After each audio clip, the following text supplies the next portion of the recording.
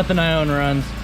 Okay, so today is Saturday, June 15th, and we're gonna start working on my injectors on my 6.0. I've had this truck for 2.5 years, and 2 years ago, this turbo went out. And then a week after we got the turbo in, the high pressure oil pump went out, which is back there underneath the turbo. So the shop had to remove the turbo to get it replaced. And then after that, the shop told us the oil cooler's bad, and we replaced the oil cooler right here.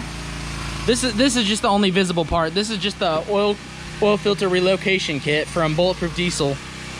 But the actual oil cooler is behind the, there it is. So there's the oil cooler.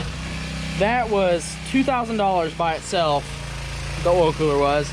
And then while we're doing that, we went ahead and did the head gaskets. So we replaced the head gaskets, the oil cooler, high pressure oil pump, the turbo, and now we're replacing the injectors. So we'll see how it goes.